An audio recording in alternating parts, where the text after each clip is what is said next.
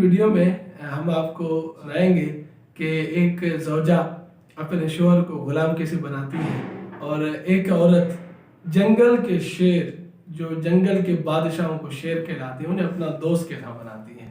یہ ایک دلچسپ واقعہ زندگی میں ایک اچھا آپ کو سبق۔ وہ واقعہ اس طرح کہ ایک عورت ایک بزرگ کے پاس جاتی ہے کہ حضور آپ مجھے ایسی دعا دے دیں، ایسا تعویذ دے دیں کہ میرا شوہر میرا غلام بن جائے۔ ان سے کہتے ہیں اچھا آپ اپنے شوہر کو اپنا غلام بنانا چاہتی ہیں تو کہتے ہیں آپ ایسا کریں، رات کون سی آپ بتا دیں۔ کہتے ہیں ایسا کریں کہ آپ جنگل میں جائیں اور زندہ شیر جو ہے اس کا ایک بال اکھاڑ کے مجھے دے دیں، میں دعا کروں گا اور آپ کا شوہر آپ کا غلام بن جائے گا۔ تو عورت کہتی ہے ٹھیک ہے میں کوشش کروں گی۔ سہیلیوں کے پاس جاتی ہے اور سہیلیوں سے کہتی ہے کہ مجھے شیر کا بال چاہیے، تو کہیں سے بال مل بھی جاتا ہے۔ جب بزرگ کے پاس جاتی ہے تو بزرگ کہتے ہیں نہیں یہ تو مردہ شیر کا، مجھے مردہ شیر کا نہیں زندہ شیر کا چاہیے۔ تو وہ پھر کسی اور بزرگ کے پاس جاتی ہے اور ان سے کہتی ہیں آپ ہمیں کوئی طریقہ بتائیں کہ ہم زندہ شیر سے بال کیسے اکھاڑیں۔ تو کہتی ہے کوئی مسئلہ ہی نہیں ہے۔ اسے بزرگ کہتے ہیں اچھا پھر کون سا طریقہ اپنا جائے۔ کہتے ہیں آپ جنگل میں جائیں اور جس جنگل میں شیر ہو وہاں گوشت لے جائیں۔ جب شیر آپ کو دیکھے گا تو یقیناً آپ کو کھانے کے لیے آئے گا۔ جب آپ کو کھانے کے لیے آ جائے تو آپ گوشت پھینکیں اور درخت پہ چڑھ جائیں۔ جب گوشت کھائے گا شیر تو اس کی بھوک ختم ہو جائے گی، آپ کو کچھ نہیں کرے گا۔ چند دن ایسا معمول بنائے، اس کا ڈر آپ سے ختم ہو جائے گا، آپ کا ڈر اس سے، تو آپ آرام سے بال کھینچ کے لے آ سکتی ہیں۔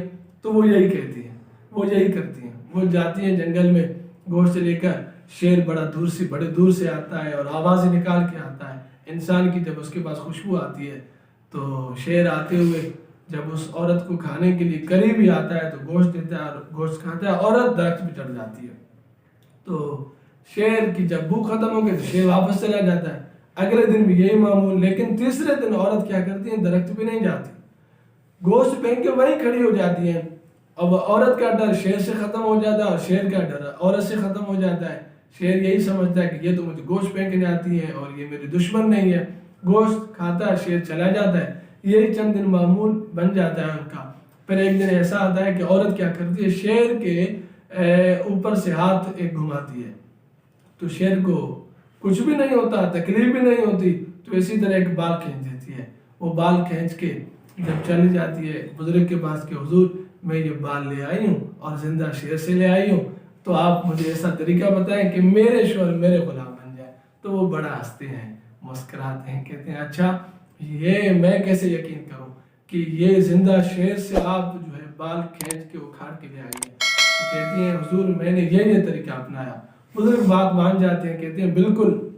اب تعجب کی بات یہ ہے کیا وہ عورت ہیں جو کہتی ہیں میرا شوہر میرا غلام بن جائے، لیکن آپ وہی عورت جو اپنے شوہر کو اپنا غلام نہیں بنا سکتی، لیکن وہ شیر جو جنگل کا بادشاہ ہے، جنگل کے جانوروں کا بادشاہ ہے، آپ اسے اپنا غلام بنا لیتی ہیں۔